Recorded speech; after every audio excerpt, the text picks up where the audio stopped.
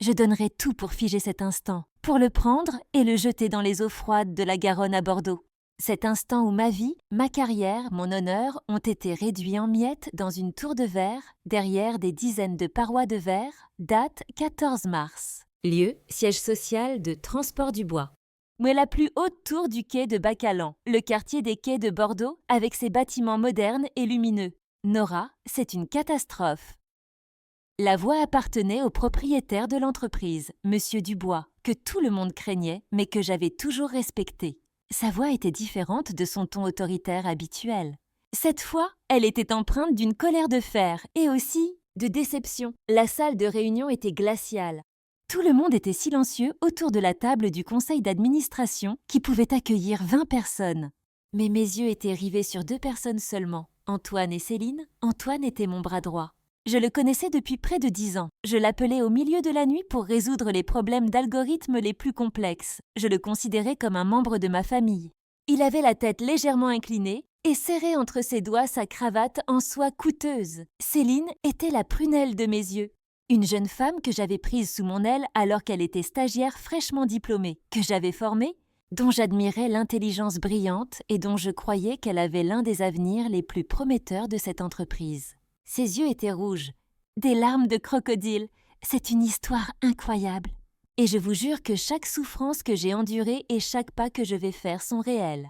Avant de vous lancer dans cette aventure avec moi, si vous aimez les histoires de personnes qui recherchent la justice et renaissent de leurs cendres, assurez-vous d'être abonné à notre chaîne et d'aimer cette vidéo. Car ce n'est pas une simple histoire de vengeance. C'est l'histoire d'un empire qui a été piégé et d'une femme qui l'a reconstruit pour retrouver son honneur.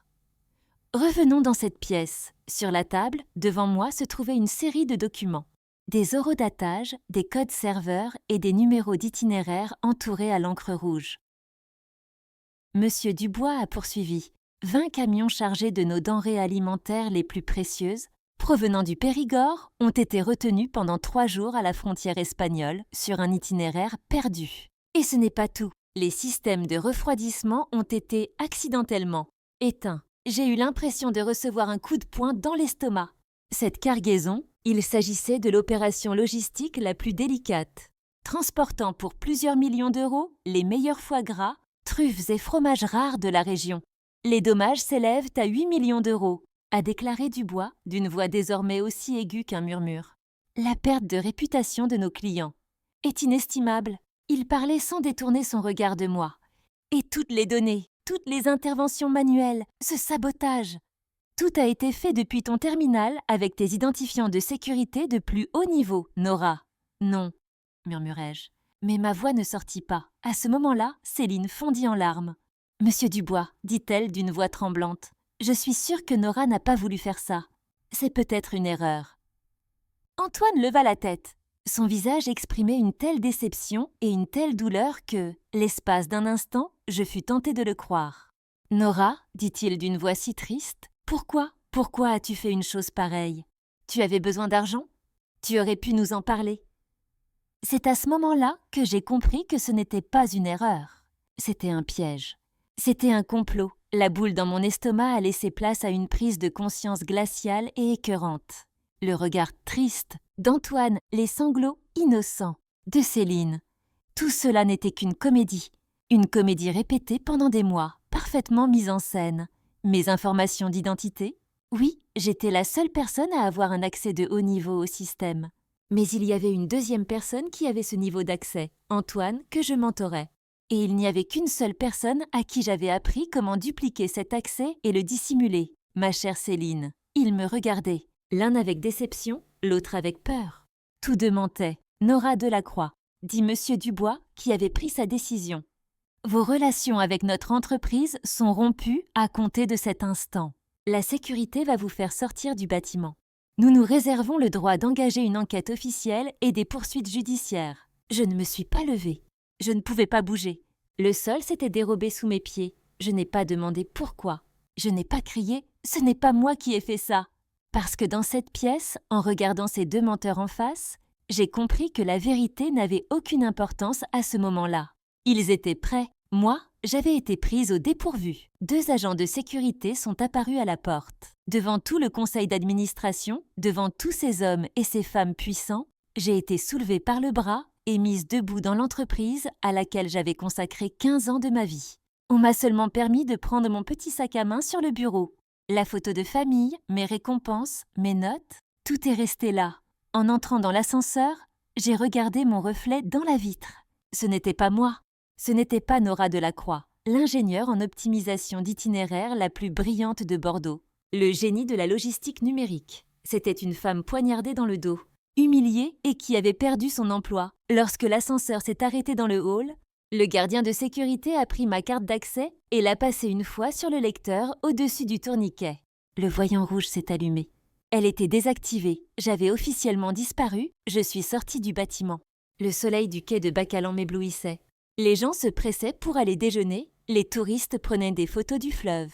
Le monde continuait de tourner. Mais mon monde s'était arrêté. Mon téléphone a sonné.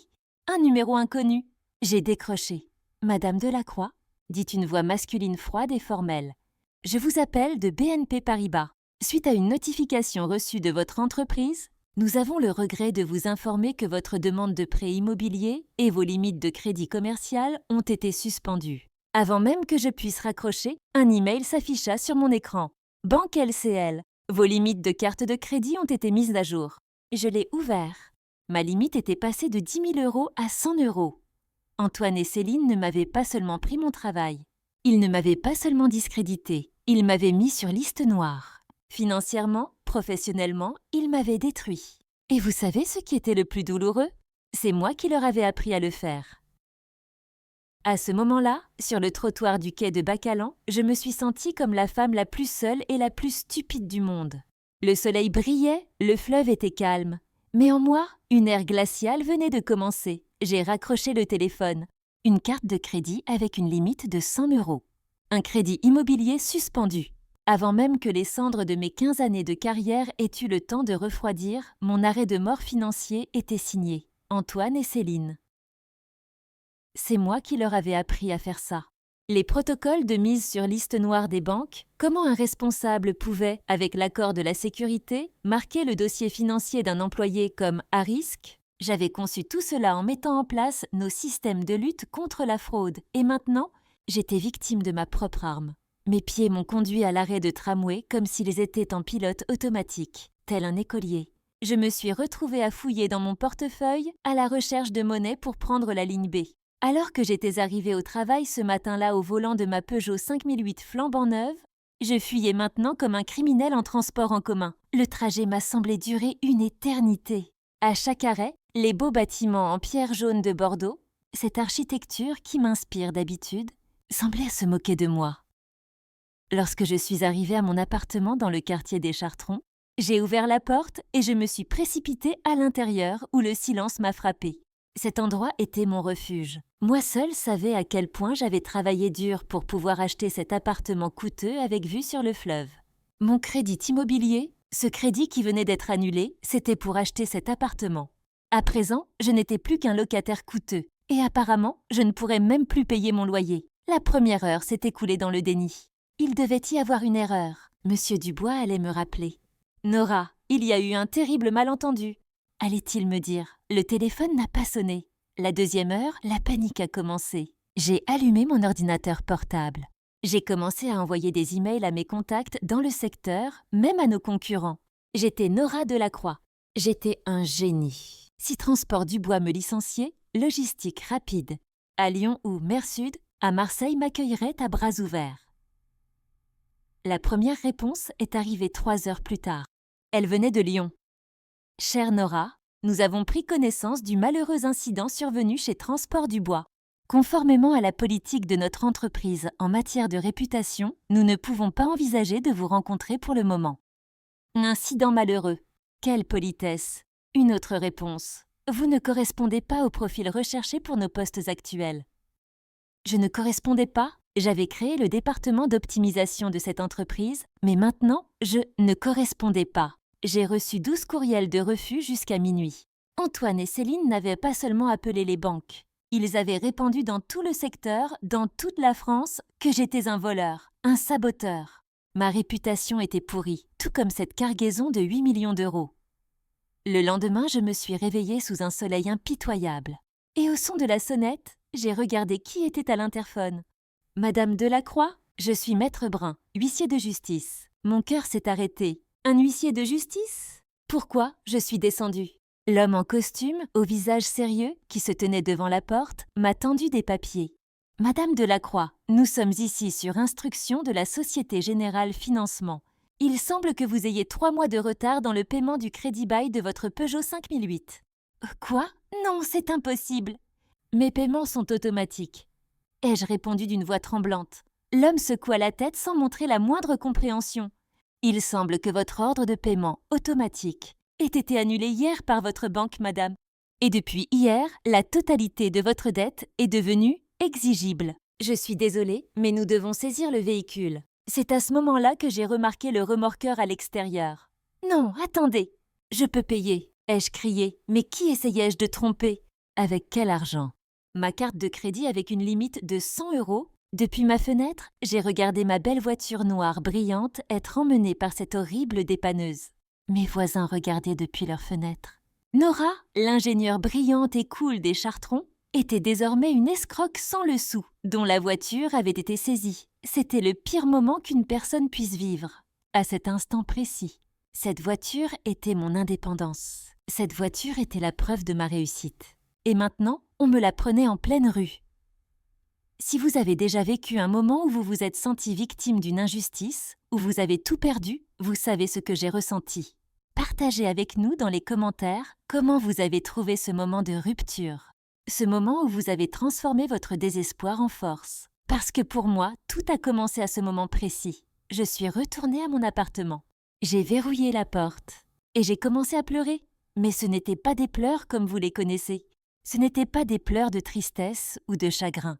C'étaient des larmes brûlantes de colère et d'injustice. J'ai regardé mon reflet dans le miroir. Une femme aux yeux gonflés, épuisée. J'ai essuyé mes larmes. Non, je ne pleurais pas à partir de cet instant. Ce n'était plus la colère qui m'envahissait, mais le sentiment évoqué au point 2 de l'analyse, un calme glacial. Une détermination à toute épreuve. Je n'allais pas pleurer. J'allais me battre. Ils m'avaient pris mon travail, mon argent, ma voiture et ma réputation.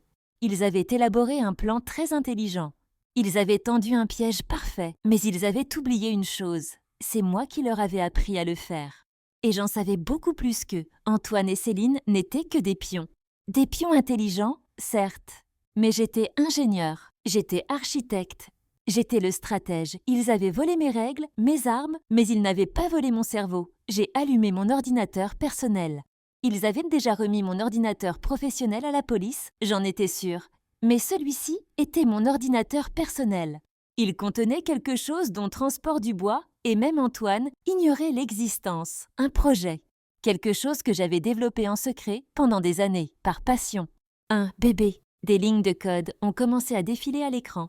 Le système qu'ils avaient volé était un ancien modèle. Celui que j'avais entre les mains était l'avenir. À ce moment-là, j'ai compris. Ils ne m'avaient pas détruit, ils m'avaient libéré.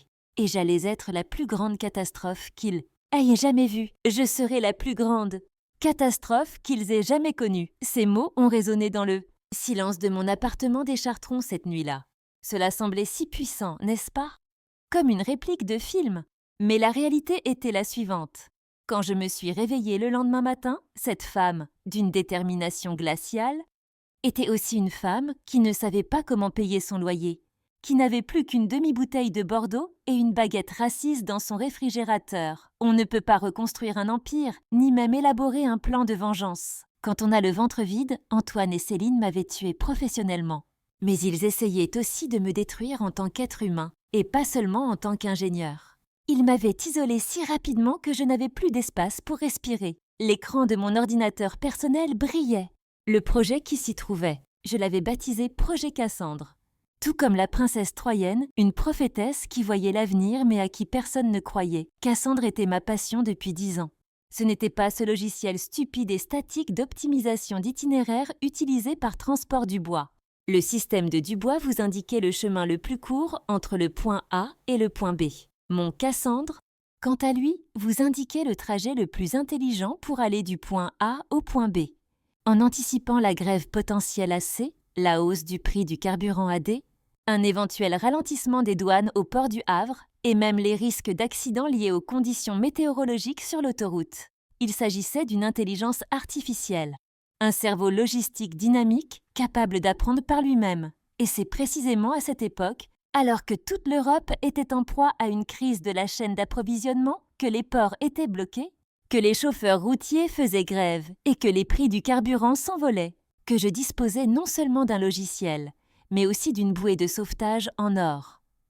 Antoine et Céline avaient saboté une livraison de 8 millions d'euros, certes, mais dans cette crise, ma Cassandre pouvait permettre de sauver des centaines de millions d'euros de marchandises chaque jour. J'avais une bombe nucléaire entre les mains. Mais je n'avais même pas 10 euros pour acheter la mèche qui l'allumerait. Les 2 semaines qui ont suivi, ces 2 semaines ont été les plus sombres et les plus instructives de ma vie. J'ai dit adieu à cette ingénieure brillante que je voyais dans le miroir. J'ai d'abord vendu le collier de perles que m'avait laissé ma mère. Cela m'a fait mal, très mal.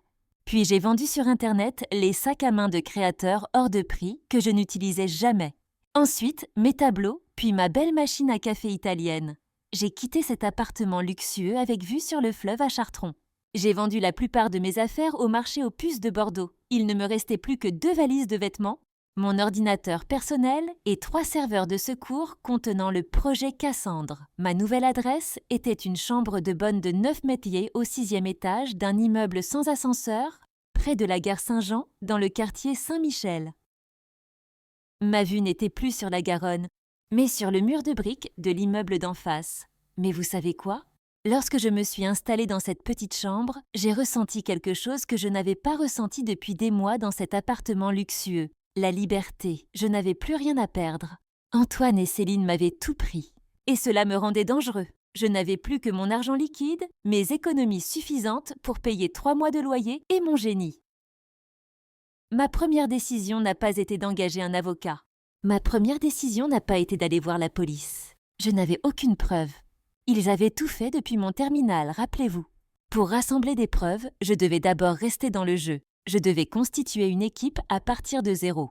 Mais avec quoi ? C'est à ce moment-là que j'ai décidé de mettre en vente le projet Cassandre. Mais pas à n'importe qui. À la bonne personne, pas à Transport du Bois, ni à ses concurrents. Non, je devais voir plus grand. J'ai dressé ma liste. Les investisseurs en capital risque en France. Mais pas les traditionnels. Eux aussi auraient regardé ma réputation et m'auraient rejeté. J'avais besoin de quelqu'un qui ne se souciait pas de ma réputation, mais uniquement du résultat, qui aimait prendre des risques, avec un petit côté pirate. Son nom était tout en bas de ma liste. Julien Lefebvre. Julien était un ancien camarade de l'université de Bordeaux. Nous étions en ingénierie, lui en économie. Il défendait toujours les idées les plus anticonformistes et investissait dans des entreprises que tout le monde disait fichues. Il en a fait couler certaines, mais il en a aussi tiré une petite fortune.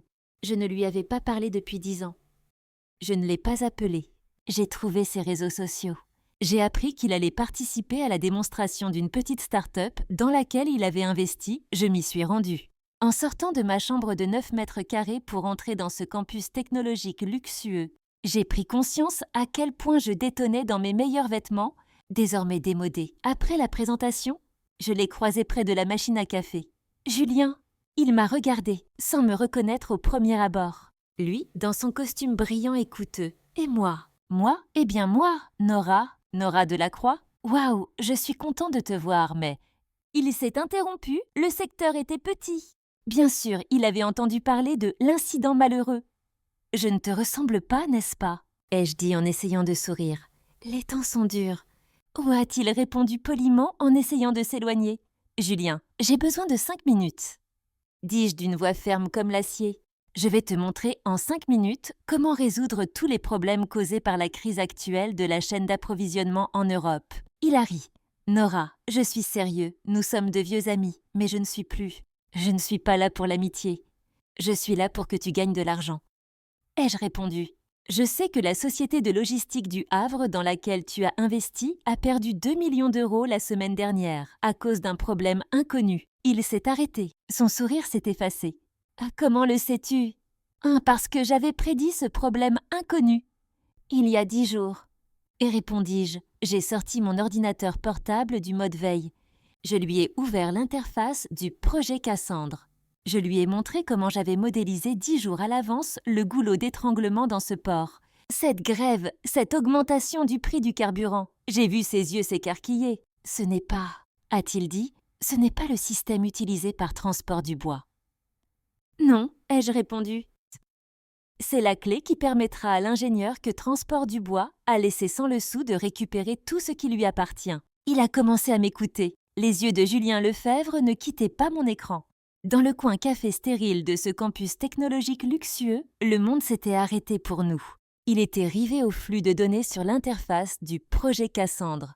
Au moins moi, j'étais rivé à ses yeux qui mesuraient sa réaction. « C'est, dit-il finalement, d'une voix à peine audible. C'est en temps réel.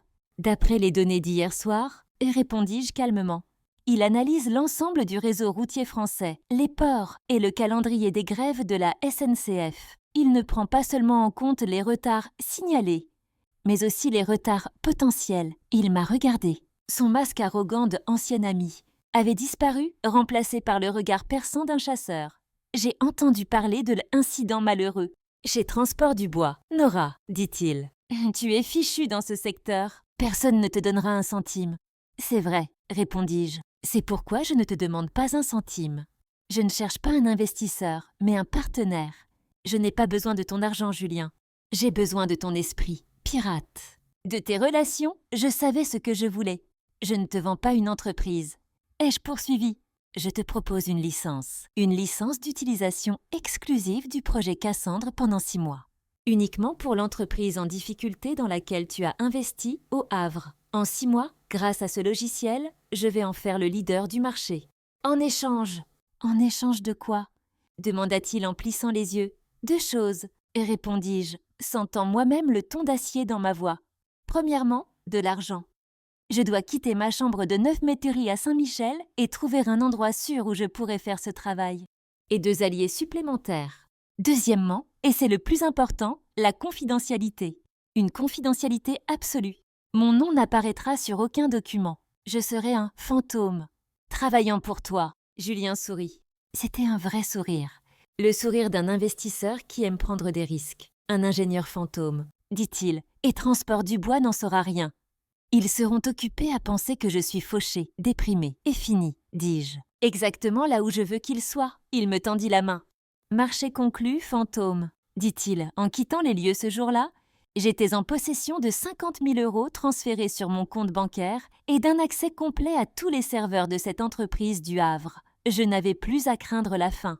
Je pouvais désormais me battre. Ma nouvelle base était un bureau sans nom, situé dans le quartier de la Bastide, loin du centre historique de Bordeaux, de l'autre côté du fleuve, aménagé dans un ancien entrepôt à vin qui ne dérangeait personne. De l'extérieur, c'était un hangar abandonné, mais de l'intérieur, c'était ma salle de guerre. J'ai installé mes serveurs de secours.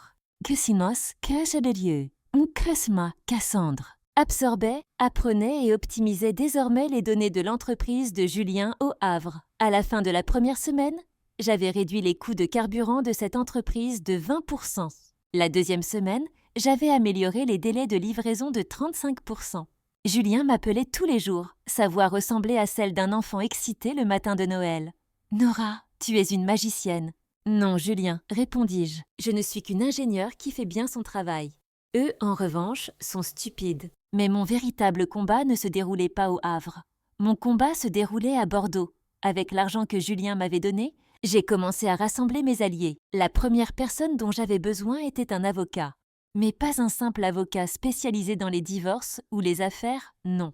J'avais besoin d'un avocat impitoyable, un véritable requin, spécialisé dans les guerres d'entreprise, s'appelait Maître Isabelle Rossi. Elle était à Paris. Elle était redoutée dans les affaires, les plus complexes de droit des transports et de fraude d'entreprise en France. Une légende circulait à son sujet.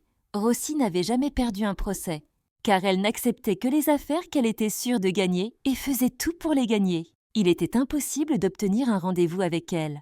Ses assistants étaient infranchissables. Je n'ai pas réussi à passer ses assistants. À la place, j'ai trouvé le petit café parisien où il prenait son café tous les matins. Un matin, Je me suis rendue à Paris dans une voiture de location que j'avais louée avec l'argent que Julien m'avait donné et j'ai attendu devant la porte du café.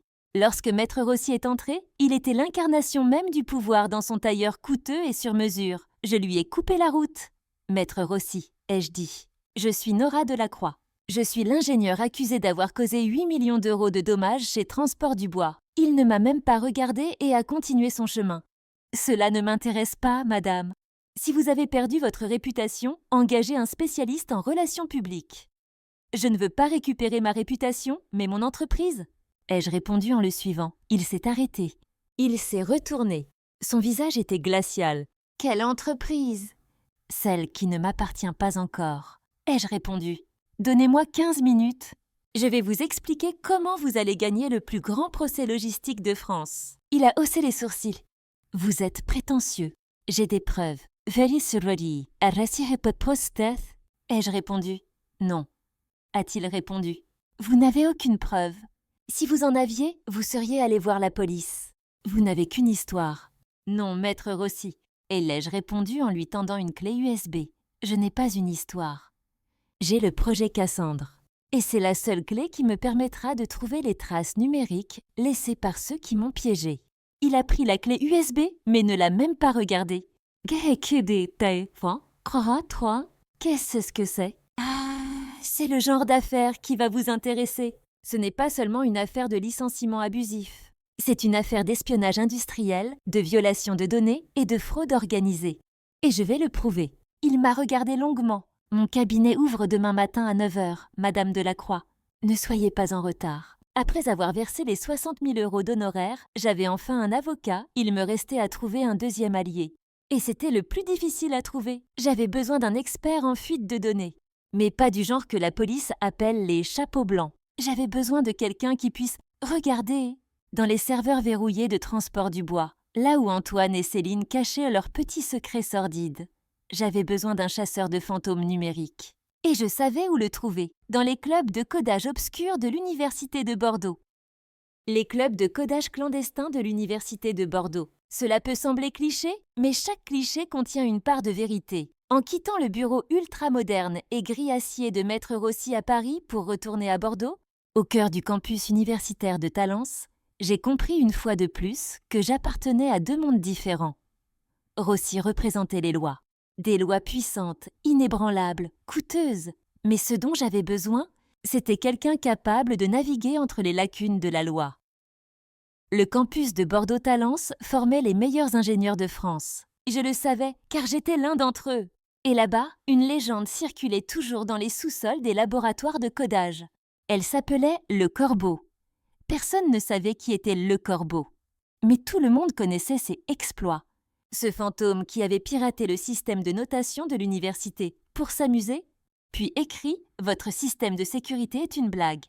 Sur l'écran de l'ordinateur du recteur, sans jamais se faire prendre, ce chasseur de fantômes n'était pas un de mes anciens élèves, ce n'était pas un génie.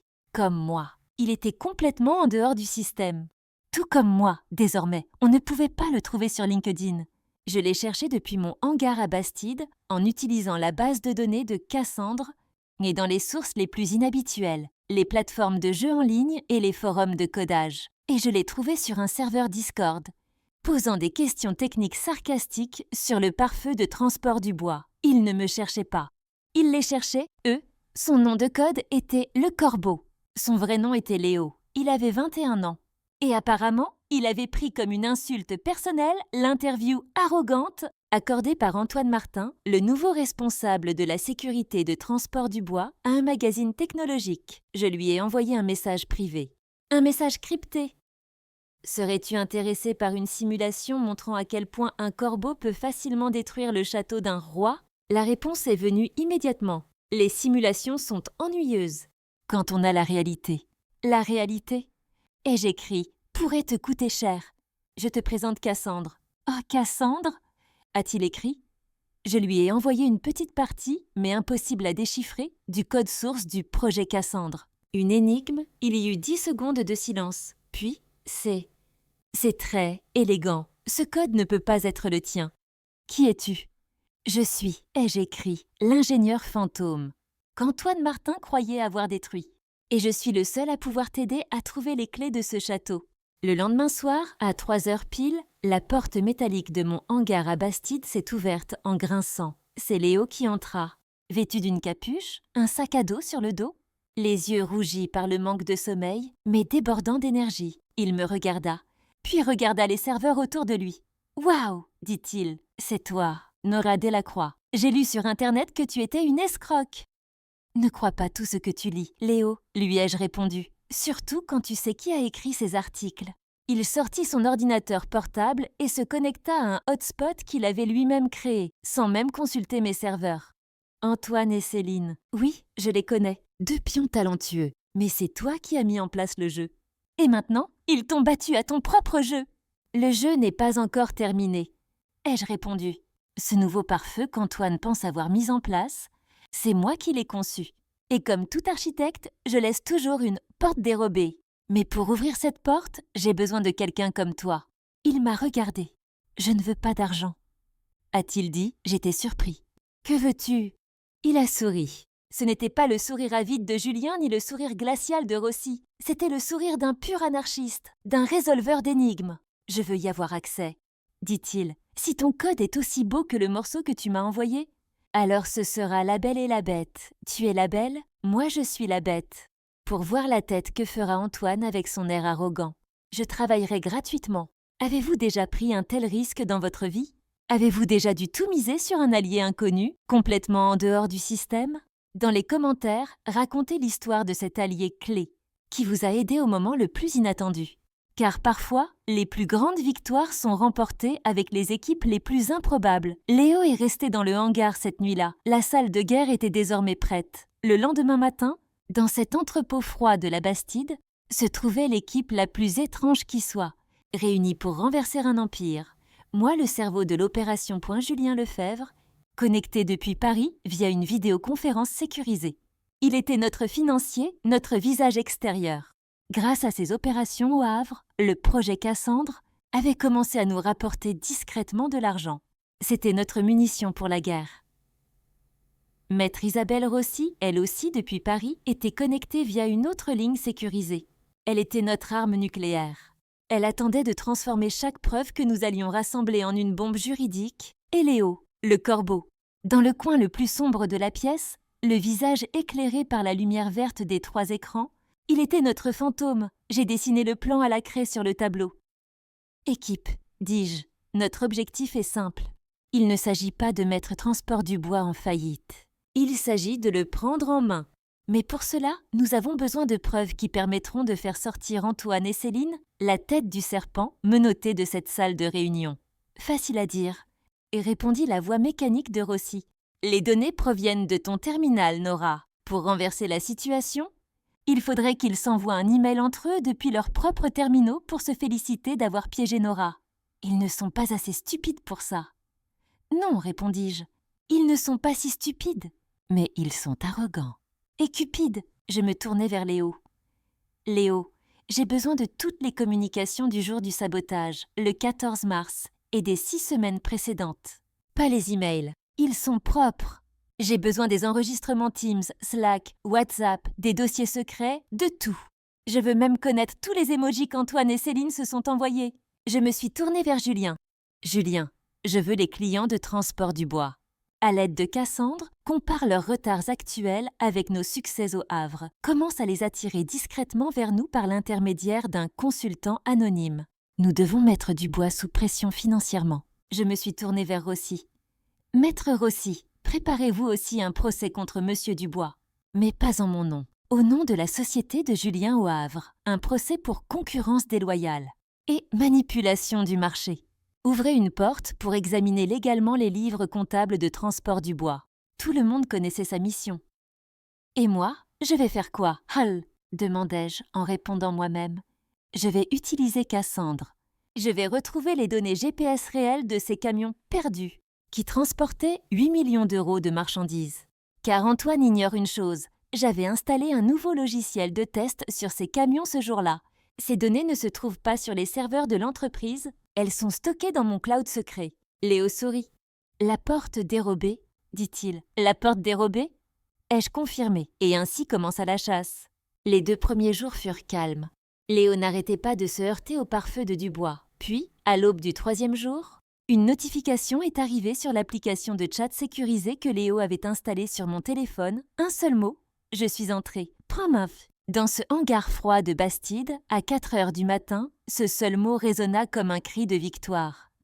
Le visage de Léo était éclairé par les codes verts qui s'affichaient sur les 3 écrans. Ses yeux n'étaient pas fatigués, mais brillants, comme ceux d'un chasseur qui a repéré sa proie. « Comment » ai-je demandé, ma voix n'étant qu'un murmure. « Tu n'as plus besoin de ta porte dérobée. »« Patron » répondit Léo sans quitter l'écran des yeux. « Antoine est un vrai crétin. Il a bien installé un nouveau pare-feu, c'est vrai. Mais le système inviolable, dont il parlait dans son interview prétentieuse, il l'a bricolé avec des codes copiés sur un forum en ligne. Et, s'interrompit-il, l'air satisfait. Et il a laissé le mot de passe par défaut. Je me figeais. « Et tu n'es pas sérieux. Je suis sérieux. » répondit Léo, apparemment notre génial. Chef de la sécurité, protégeait le serveur principal de la plus grande entreprise de logistique de Bordeaux avec un mot de passe du genre admin Nyugumbu 34. L'arrogance est toujours la plus grande faille de sécurité. Les visages de Maître Rossi et Julien apparurent sur l'écran de vidéoconférence sécurisée que Léo leur avait ouvert.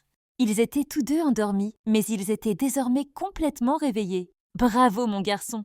dit la voix mécanique de Rossi. « Maintenant, trouve-nous quelque chose d'amusant. Quelque chose qui blanchira le nom de Nora. »« Je m'en occupe, maître. » répondit Léo, et ses doigts se mirent à danser sur le clavier. Pour nous, le temps s'est arrêté à ce moment-là. Pendant les 48 heures qui ont suivi, nous avons vécu dans ce hangar. Nous avons survécu grâce aux pizzas que Julien avait fait venir du Havre et à des litres de café. Pendant que Léo fouillait dans les entrailles numériques de transport du bois, je menais ma propre bataille sur le projet Cassandre. Je cherchais le détail qui avait échappé à Antoine, les données GPS de ces camions perdus. Dans leur système, ces 20 camions semblaient avoir quitté le Périgord, s'être arrêtés à un endroit inconnu, à la frontière espagnole, avoir éteint leur réfrigérateur et laissé pourrir leur cargaison d'une valeur de 8 millions d'euros.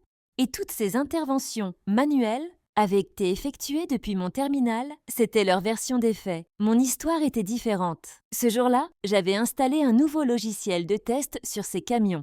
Ce logiciel envoyait les données non pas au serveur de Dubois, mais directement à mon compte cloud personnel et crypté, avec des eurodatages à la seconde près. C'était mon plan de secours, dont Antoine n'avait pas connaissance.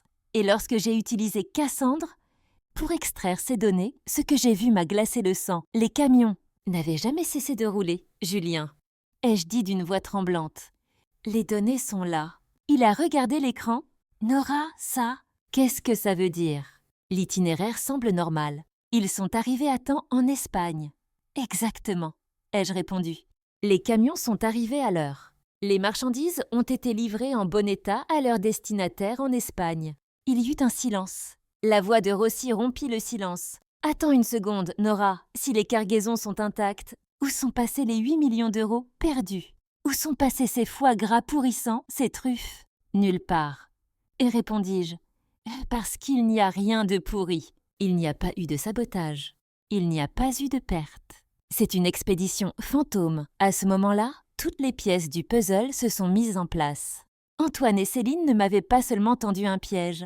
C'était plus grave que ça. Ils étaient en train de voler l'entreprise. Leur plan était simple, mais tout aussi diabolique. Ils ont envoyé la véritable cargaison en Espagne sans encombre. Ils se sont secrètement mis d'accord avec l'acheteur espagnol. Ce dernier n'a pas versé l'argent à Transport du Bois, mais probablement sur le compte d'une société écran qu'ils avaient créée au Luxembourg. Dans le même temps, ils ont créé de fausses Orazel, données sur les serveurs de Dubois via mon terminal. Selon ces fausses données, les camions étaient tombés en panne en cours de route et les marchandises avaient pourri. Ils ont dit à Monsieur Dubois « Nous avons subi une catastrophe de 8 millions d'euros à cause de Nora. » La société a déclaré une perte de 8 millions d'euros à son assurance. Mais piéger n'était qu'une partie du plan. Le but était de voler 8 millions d'euros à l'entreprise et 8 millions d'euros à l'assurance. Un magot de 16 millions d'euros.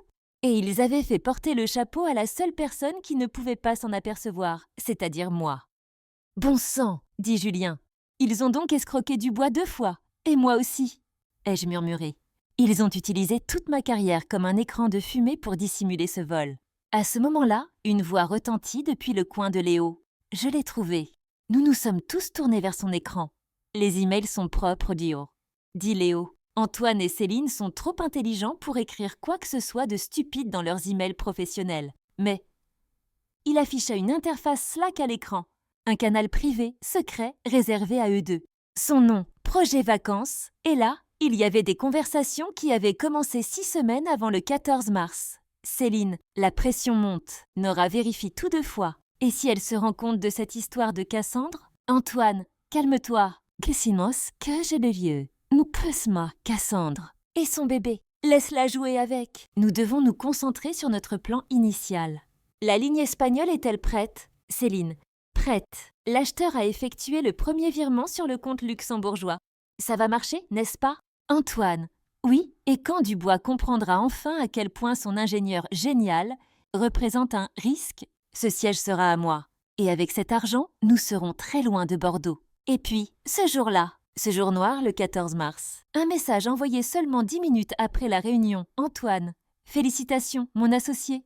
Tes larmes de crocodile étaient dignes d'un Oscar. Céline. C'était horrible. Tu as vu son visage? Il était dévasté. J'ai presque eu pitié de lui. Antoine, n'aie pas pitié. Il méritait ce siège. Maintenant, tais-toi. Je m'occupe de l'assurance. Dans 2 semaines, nous serons tous les deux malades. Et nous ne reviendrons plus jamais. L'atmosphère dans la pièce était glaciale. Pour la première fois, le visage de Maître Rossi avait remplacé son expression glaciale par un sourire. Ce n'était pas le sourire d'un avocat, mais celui d'un requin. D'accord, dit Rossi. Ce n'est pas un procès pour licenciement abusif.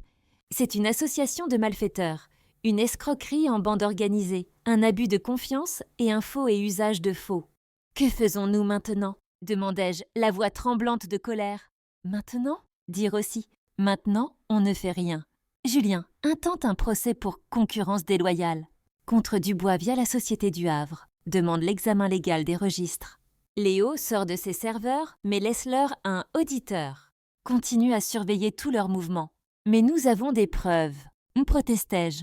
Allons voir la police. Non, dit Rossi d'une voix si tranchante que nous nous sommes tous tus. Si tu vas voir la police maintenant, tu attraperas 2 petits voleurs. Nora, mais Monsieur Dubois apprendra comment son entreprise a été volée. Comment ils ont essayé d'escroquer l'assurance DA et l'entreprise s'effondrera. Et tu te retrouveras sans rien. Que proposez-vous, maître? Demanda Julien. De la patience. Et répondit Rossi. Antoine et Céline s'apprêtent à s'enfuir avec 16 millions d'euros. Laissons-les toucher leur indemnité d'assurance. Laissons-les transférer cet argent sur leur compte au Luxembourg. Laissons-les acheter leurs billets pour s'enfuir. Et nous, poursuivit-il avec son sourire effrayant, nous les prendrons en flagrant délit. Avec l'argent, nous proposerons alors 2 options à Monsieur Dubois. Soit il nous vend l'entreprise, c'est-à-dire à Nora, pour une bouchée de pain, soit nous coulons avec lui. Les derniers mots de Maître Rossi, patience, et résonnèrent dans les murs du hangar froid de Bastide, patience. En tant qu'ingénieur, mon travail exigeait de la patience. Entraîner un algorithme, trouver cette seule erreur parmi des milliers de lignes de code, cela demandait de la patience. Mais là, c'était une patience différente. C'était la patience d'un chasseur. Attendre que votre ennemi fasse le dernier pas vers votre piège. À partir de ce jour, ma vie a commencé à se dérouler dans 2 univers parallèles. Pendant la journée, dans ce hangar de la Bastide, je n'étais plus Nora Delacroix. J'étais Fantôme, la consultante anonyme de la société de logistique de Julien Lefebvre au Havre. J'ai intégré le projet Cassandre dans les systèmes de Julien.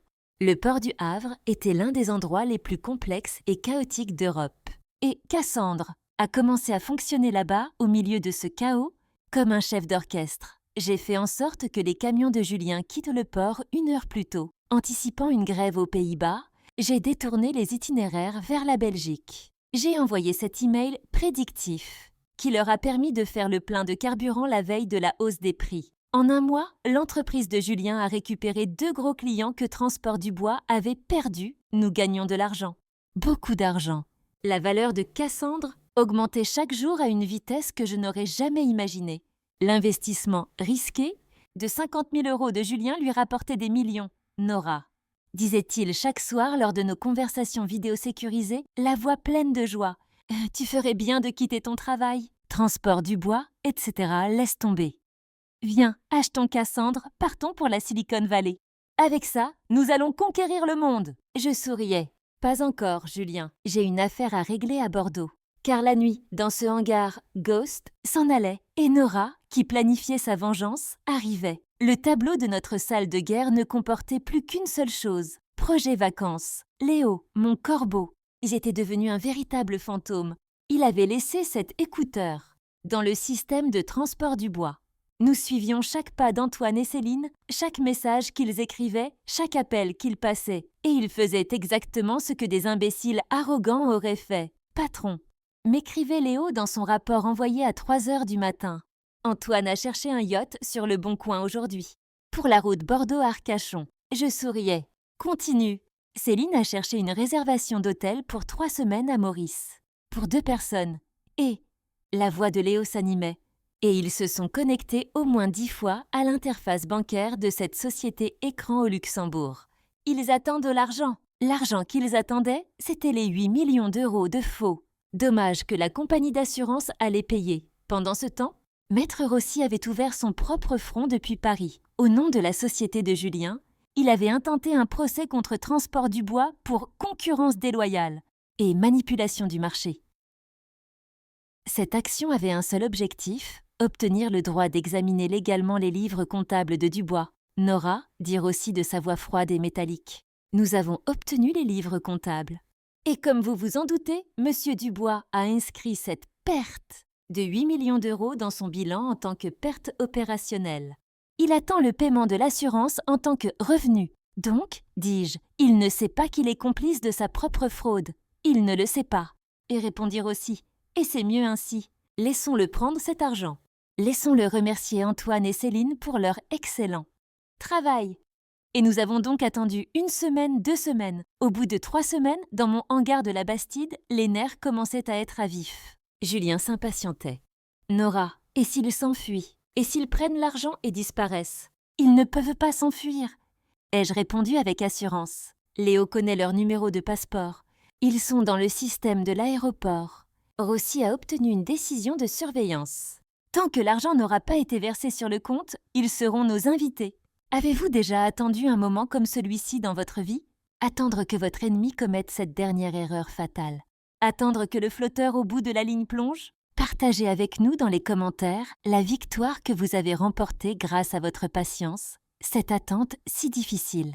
Car lorsque ce moment arrive, c'est le sentiment le plus doux au monde. Et pour nous, ce moment est arrivé le mardi matin de la 4e semaine. À 10h17, un bip retentit dans la chambre de Léo.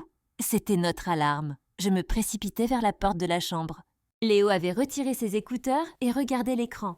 Il arborait son sourire anarchiste. « Patron, dit-il, la compagnie d'assurance a effectué le paiement. 8 millions d'euros ont été versés il y a 10 minutes sur le compte principal de Transport du Bois. Mon cœur s'est arrêté de battre. Que font-ils maintenant ?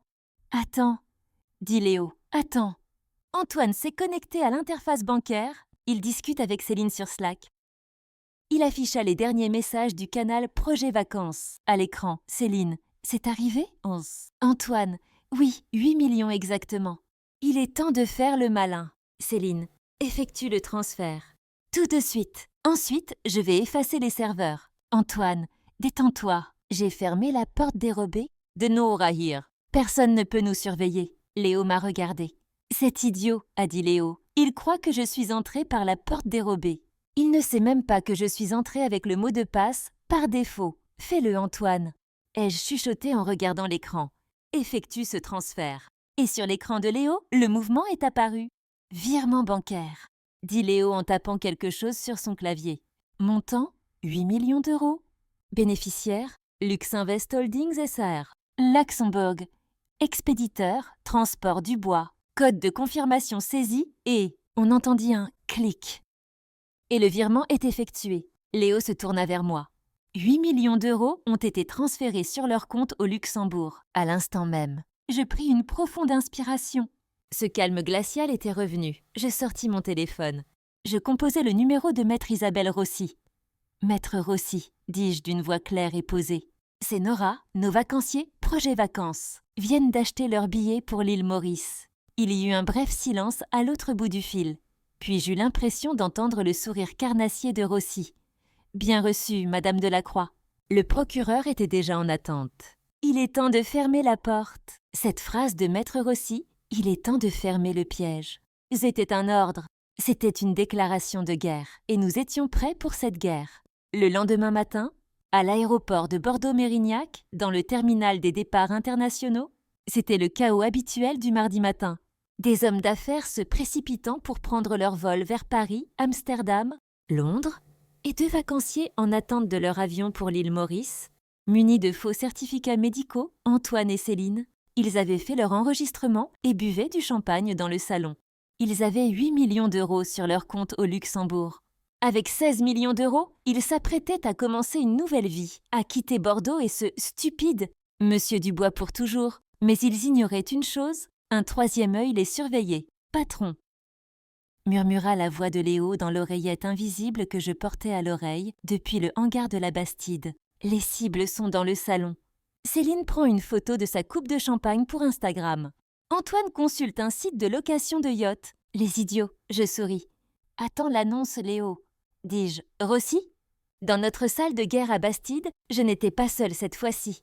Maître Isabelle Rossi était venue de Paris en avion privé. Son attitude glaciale, son tailleur gris acier, avait transformé la pièce en salle d'audience. Le parquet, dit Rossi en raccrochant son téléphone, a déjà informé la brigade financière. Le compte luxembourgeois est désormais gelé. Ils ne peuvent pas toucher à l'argent. Et ces passeports, ce n'est pas une notice rouge. Mais ils sont signalés sur les vols intérieurs. Julien Lefebvre était également présent. L'investisseur jovial habituel avait disparu, remplacé par un homme d'affaires sérieux qui dirigeait nos opérations au Havre. « Nora, dit Julien, tu es sûre ? On peut les faire arrêter là-bas. Tout sera fini. » « Non, répondis-je.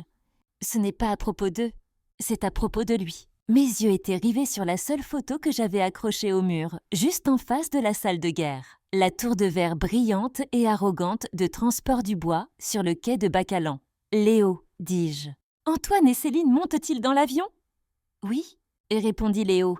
Ils se dirigent tous les 2 vers la porte d'embarquement de la classe affaires. Dernier appel. Birzulme pour refrain quoi, ne il smede. Parfait, dit Rossi, maintenant. Léo appuya sur une touche de son clavier. Au même moment, Maître Rossi composa un numéro sur son téléphone à l'aéroport. À ce moment précis, 2 gendarmes postés à la porte d'embarquement du vol pour l'île Maurice ont tapoté l'épaule d'Antoine. « Monsieur Antoine Martin ? Madame Céline Garnier ? Vous devez nous suivre. J'aurais tellement aimé entendre leur cri de surprise, mais il doit y avoir une erreur. » Je sais que Léo, qui observait la scène depuis les caméras de sécurité de l'aéroport, m'a décrit ce moment en un seul mot, épique. Le projet vacances à 16 millions d'euros était terminé avant même d'avoir commencé. Mais comme je l'ai dit, cela ne les concernait pas, mon travail ne faisait que commencer. 10 minutes plus tard, la luxueuse voiture avec chauffeur de Julien s'est arrêtée juste devant la tour de verre de Transport du Bois. La porte s'est ouverte. Je suis sortie, mais cette fois, je n'étais plus Nora, celle qui avait été licenciée, humiliée, dont la voiture avait été saisie. Je portais un tailleur sur mesure, coûteux mais discret, acheté grâce au financement de Julien. Mes cheveux étaient attachés. Je ne portais pas les baskets que j'avais utilisées pour m'enfuir ce jour-là, mais des chaussures à talons qui claquaient sur le sol. À mes côtés, Maître Isabelle Rossi marchait avec son sac en crocodile à la main. Et derrière nous, Julien Lefebvre arrivait avec la tablette contenant les données de Cassandre. Lorsque nous sommes entrés dans le hall, les agents de sécurité et mes anciens collègues qui me reconnaissaient se sont figés comme s'ils avaient vu un fantôme. Je me dirigeais vers les tourniquets.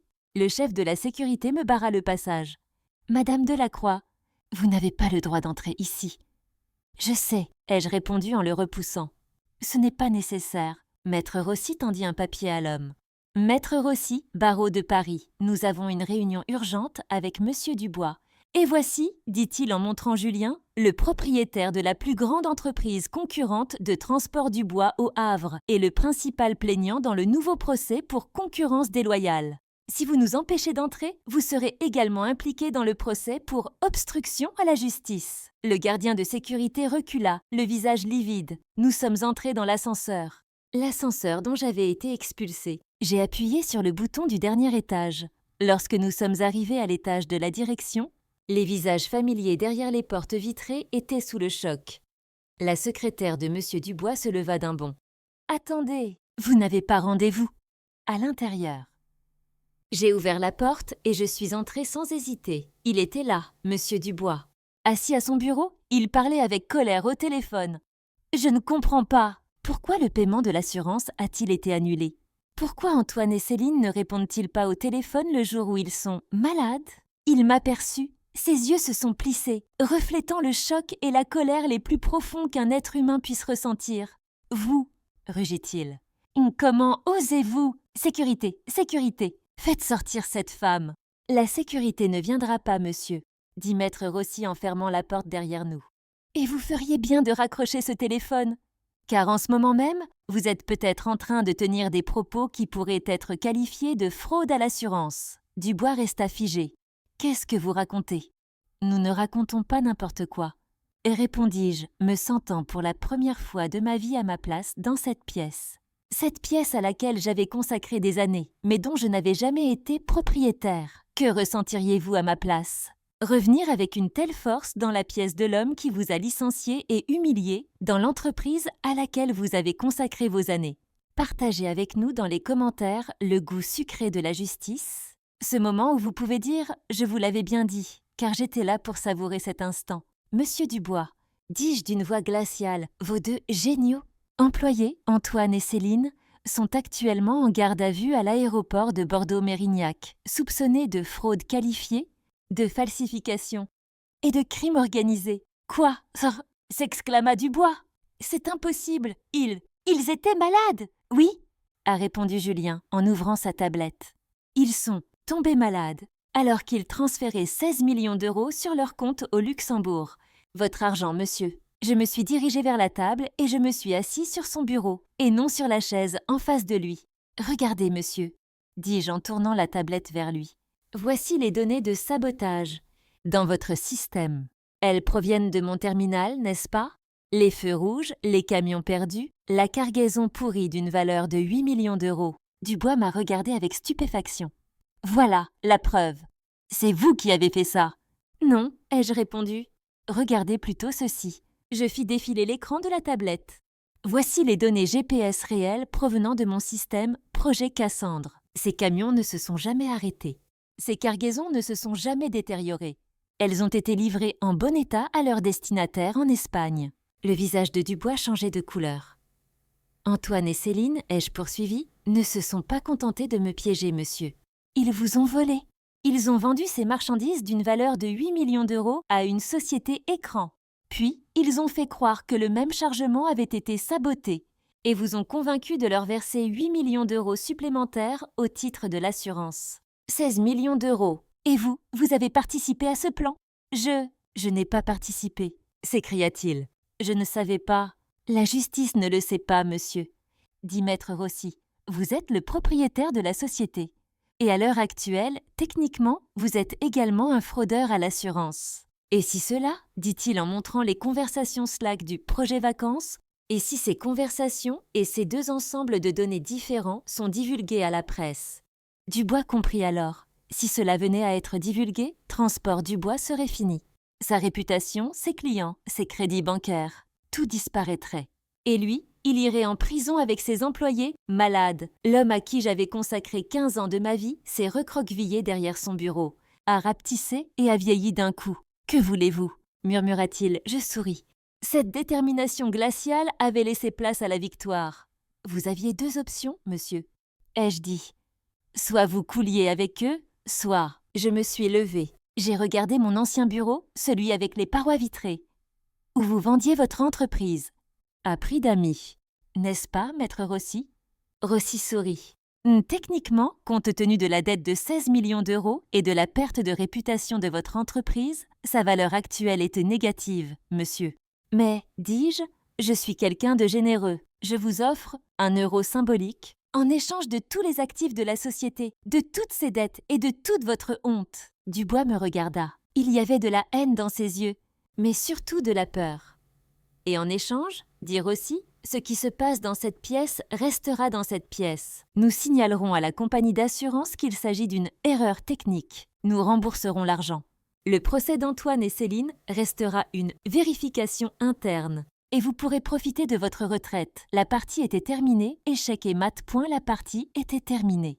Échec et mat. Dans le bureau luxueux de Monsieur Dubois, ces mots restèrent suspendus dans l'air. 1 € symbolique. Le visage de cet homme reflétait la palette d'émotions la plus complexe que j'ai jamais vue. De la colère, de la honte, de la peur et surtout de la défaite. L'homme qui m'avait pris 15 ans de ma vie s'était effondré en 15 secondes. D'une main tremblante, il prit le stylo à plume coûteux posé sur son bureau et signa le contrat de cession. D'une seule page, mais dont chaque mot était aussi tranchant qu'un poignard, que Maître Rossi avait posé devant lui. Transport Dubois, avec toutes ses dettes et tous ses actifs, m'appartenait officiellement. Merci, monsieur, dis-je avec mon calme glacial. Vous pouvez désormais profiter de votre retraite. La sécurité vous accompagnera pour quitter le bâtiment. Je le regardais quitter son bureau, accompagné de 2 agents de sécurité, comme on m'avait renvoyé ce jour-là. Il essayait de marcher la tête haute. Je m'assis dans le fauteuil en cuir derrière son bureau. Son fauteuil, mon fauteuil. Julien a jeté un coup d'œil dans la pièce. « Waouh !» a-t-il dit. « La vue est plus belle d'ici, Nora. »« Félicitations, patron. » J'ai souri. « On ne fait que commencer, Julien. Le vrai travail commence maintenant. » Maître Rossi a rassemblé ses affaires. « J'ai terminé, Madame Delacroix. L'affaire Antoine et Céline sera réglée en interne, sans fuite dans la presse. L'argent de l'assurance a été remboursé. Quant à la réputation de Dubois, eh bien, ce n'est plus votre problème. Vous verserez le paiement symbolique d'1 € à mon cabinet. » Cette femme glaciale se retourna vers moi avant de franchir la porte, et pour la première fois, une expression humaine apparut sur son visage. « Vous avez fait du bon travail, Nora. Faites-leur vivre un enfer. » Et elle est retournée à sa guerre à Paris. Je ne suis pas restée dans ce bâtiment ce jour-là. Je n'ai pas savouré cette victoire sale. Au lieu de cela, je suis retournée dans mon hangar à Bastide, ma salle de guerre. Léo m'a accueillie comme une rockstar. « Ah, patron !» Je viens de voir Dubois sortir de l'aéroport sur les caméras de l'aéroport. Il avait l'air d'un administrateur dont le serveur venait de planter. « Beau travail, Léo !» ai-je répondu. Mais maintenant, c'est nous qui sommes le admin. Et notre première tâche consiste à réinstaller ces serveurs. Cette nuit-là, dans la tour de verre du quai de Bacalan, tous les serveurs de Transport Dubois ont été mis hors service. Le lendemain matin, lorsque tous les employés de l'entreprise sont arrivés au travail, ils ont constaté que leurs ordinateurs ne fonctionnaient pas. Tous les systèmes étaient en mode maintenance. Et ce matin-là, à 9 h pile, je suis montée seule à l'étage de la direction. Je suis entrée dans cette grande salle de réunion, celle où ils m'avaient licenciée. 12 chefs de service m'attendaient, ne sachant pas quoi faire, effrayés, désorientés. « Bonjour », ai-je dit. La salle était glaciale. La dernière fois qu'ils m'avaient vue, j'étais emmenée comme un criminel. « Je sais », ai-je dit en balayant la pièce du regard. La plupart d'entre vous sont perplexes. Hier, Monsieur Dubois a décidé de prendre sa retraite et m'a cédé toutes ses parts dans l'entreprise. Je suis Nora Delacroix, la nouvelle PDG de Transport Dubois. Vous auriez dû voir leur choc, leur regard incrédule. Bon, dis-je, je sais que certains d'entre vous ont été impliqués dans le malheureux incident d'hier. Je sais que certains d'entre vous ont aidé Antoine et Céline dans leur petit projet vacances, ou du moins qu'ils ont fermé les yeux. Léo, dis-je, et Léo, assis dans un coin de la pièce, leva sa tablette, a déjà dressé la liste de ces personnes. Les visages des 3 cadres présents dans la pièce sont devenus livides. Ces 3 personnes, ai-je dit, peuvent maintenant quitter le bâtiment en silence, escortées par la sécurité. Les autres, je regardais les 9 personnes restantes. Elles avaient peur, mais elles étaient innocentes. Les autres, ai-je dit, bienvenue dans les 6 mois les plus difficiles, mais aussi les plus passionnants de votre vie. Car Transport Dubois, comme vous le savez, est mort ce jour-là. Je me suis tournée vers le tableau. J'ai écrit un seul mot, Cassandre. Aujourd'hui, ai-je dit, nous créons le premier empire logistique basé sur l'intelligence artificielle. De France, vos anciens systèmes stupides ont disparu. Vos itinéraires ont disparu. Le projet Cassandre est désormais le cerveau de cette entreprise. Et vous, soit vous apprendrez à vous adapter à ce cerveau, soit vous rejoindrez vos 3 amis. C'était une révolution. Le premier mois a été chaotique. Il y a eu de la résistance. Les anciens chauffeurs ont dit « Un ordinateur ne peut pas me dire mon itinéraire ». Ils ont dit, jusqu'à ce que Cassandre les prévienne 1 heure avant la fermeture de l'autoroute, leur évitant ainsi 8 heures de bouchon. Le deuxième mois, Julien Lefebvre a officiellement fusionné ses activités au Havre avec les nôtres. Transport du bois est devenu Dubois Lefebvre Logistique, mais tout le monde l'appelait Projet Cassandre. Le troisième mois, les banques qui nous avaient mis sur liste noire, BNP Paribas, LCL, Société Générale, toutes faisaient la queue devant ma porte pour m'offrir des lignes de crédit spéciales. Je les ai tous refusées. Au sixième mois, nous étions passés d'une situation de faillite de transport du bois à une rentabilité accrue de 400%. Nos concurrents, Logistique Rapide, à Lyon ou Mersud, à Marseille, tous essayaient de percer le secret de ce système magique que nous utilisions, mais il n'y avait pas de magie. Il n'y avait que des mathématiques pures, des données et un cerveau animé par un désir de revanche.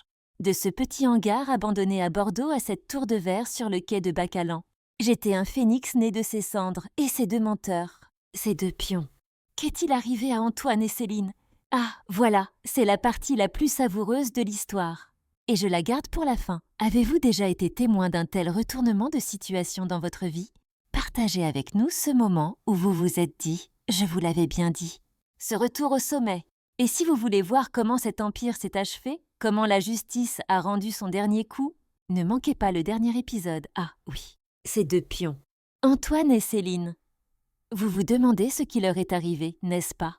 La dernière fois, à l'aéroport de Bordeaux-Mérignac, leur rêve de projet vacances, à 16 millions d'euros, avait pris fin avec ses menottes métalliques froides au poignet. Maître Rossi a tenu parole. L'affaire a été réglée en interne, sans fuite dans la presse. Le compte de 16 millions d'euros au Luxembourg a été gelé, et la totalité de la somme a été reversée dans les caisses de transport du bois, c'est-à-dire dans mes caisses, Antoine et Céline, face à une personnalité telle que Maître Isabelle Rossi et aux enregistrements des conversations du projet vacances, réalisés par Léo, ont tout avoué. Ils ont vu leurs accusations graves, telles que escroquerie qualifiée et crime organisé, et réduites à des délits plus légers, tels que abus de confiance et faux en écriture. Bien sûr, cette réduction n'était pas une faveur que je leur accordais. Il s'agissait d'une manœuvre stratégique de Rossi pour protéger le nom de mon entreprise dans cette affaire sordide. Ont-ils été emprisonnés? Oui, mais pas pour très longtemps. Céline a été condamnée à 2 ans, Antoine à 3 ans. Ils ont bénéficié d'une réduction de peine pour avoir remboursé l'argent et exprimé leur profond regret, mais leur véritable punition n'était pas la prison. Revenons rapidement à nos jours. 3 ans après cette date, la tour de verre du quai de Bacalan ne s'appelle plus Transport du bois. Elle est désormais le siège européen de Cassandre Logistics. Mon petit projet fantôme est devenu le plus grand centre logistique non seulement de France, mais aussi d'Europe. Mes anciens concurrents? Logistique Rapide à Lyon. Ils n'ont pas résisté à l'efficacité de Cassandre et ont déposé le bilan il y a 1 an. Mersud à Marseille. Ils ont été plus malins. Comprenant qu'ils ne pouvaient pas rivaliser avec le système Cassandre, ils ont vendu leur part à Cassandre Logistics, c'est-à-dire à moi, et sont restés de petits associés Julien Lefebvre. C'est mon associé le plus riche. Il a multiplié par 1000 son petit investissement au Havre et dirige aujourd'hui les opérations nord-américaines de Cassandre. C'est désormais un pirate. Milliardaire, Maître Isabelle Rossi. Elle est la principale conseillère juridique et membre du conseil d'administration de Cassandre Logistics. Cet requin de Paris ne chasse plus que pour moi. Et Léo, le corbeau, cet anarchiste de 21 ans, il a maintenant 24 ans et dirige tout le département de cybersécurité de Cassandre. Il dispose d'un budget de plusieurs millions et son seul travail consiste à empêcher les autres de me faire ce que je lui ai fait. Il se promène toujours avec sa capuche, mais celle-ci coûte désormais plusieurs milliers d'euros. Et moi, j'ai acheté cette chambre de 9 mètres carrés à Saint-Michel. Je l'ai transformée en incubateur pour les jeunes ingénieurs qui, comme moi, ont des idées brillantes mais n'ont pas un sou. Ma première règle, ne jamais au grand jamais utiliser le mot de passe admin 1234. Et Antoine et Céline, où sont-ils maintenant? Ils sont sortis de prison après 3 ans. Inutile de préciser qu'ils sont complètement finis dans le secteur et que leurs noms ont été inscrits sur la liste noire. Mais, pour moi, ils travaillent, toujours. Le mois dernier, j'étais à Paris. Je faisais une présentation sur la scène principale de la conférence Vivatech devant 5000 personnes. Le sujet, gestion de crise en entreprise, les menaces internes. Derrière moi, sur un écran géant, était projetée la partie analyse de cas. De mon discours, on pouvait y lire analyse de kata, le piège de l'expert arrogant. En dessous, il y avait une citation tirée de l'interview arrogante d'Antoine. Nos systèmes de sécurité sont inviolables. Et à côté, le mot de passe admin 34, trouvé par Léo, un murmure parcourut la salle. Puis, deuxième diapositive, analyse de KB, l'utilisation de la confiance comme arme. Et là, il y avait cette célèbre conversation tirée de la chaîne Project Vacation. Employé nain, ces larmes de crocodile étaient dignes d'un Oscar. Employé 2, c'était horrible. Vous avez vu son visage? Il était dévasté. Mesdames et messieurs, ai-je dit en regardant les 5000 personnes présentes dans la salle? Le plus grand risque pour votre entreprise, ce ne sont pas les pirates informatiques extérieurs. Le plus grand risque, ce sont les Antoine, qui se sentent sous-estimés, et les Céline, qui pensent que tout leur est dû. Ils ont été la meilleure chose qui soit arrivée à mon entreprise. Grâce à eux, nous avons inventé les protocoles de sécurité de Cassandre, c'est-à-dire les filtres orgueil et cupidité. Antoine et Céline, dont les noms ont été cachés dans cette présentation, ont fait partie de mon histoire à succès. Ils ont été les erreurs formatrices à la base de mon empire. S'il existe une punition pire que la prison, c'est bien celle-ci. Voir les personnes qui ont tenté de vous détruire devenir la note de bas de page. De votre plus grande victoire, je suis rentrée à Bordeaux cette nuit-là. Je suis montée au dernier étage dans mon bureau de la Tour de Verre. Il était 10 fois plus grand que la pièce où j'avais été licenciée. J'ai éteint les lumières. J'ai regardé les lumières du quai de Bacalan, les eaux sombres de la Garonne. Ce jour-là, j'ai pensé à cette femme sans le sou, humiliée, dont la voiture avait été saisie, qui se tenait sur le trottoir. J'ai souri. J'ai remercié cette femme, car si elle n'était pas tombée, je n'aurais pas pu monter aussi haut. Ils m'ont tout pris. Mais ils ont oublié une chose, ils n'avaient pas pu me voler mon cerveau. Et vous, qu'en pensez-vous? La justice a-t-elle été pleinement rendue? Ou bien, si vous aviez été à ma place, auriez-vous joué différemment ce dernier coup, échec et mat? La punition que j'ai infligée à Antoine et Céline, à savoir les reléguer au rang de notes de bas de page, et était-elle suffisante selon vous? Partagez avec nous vos réflexions sur ce voyage et vos propres histoires karma dans les commentaires. Je m'appelle Nora Delacroix. Et voilà, c'était mon histoire.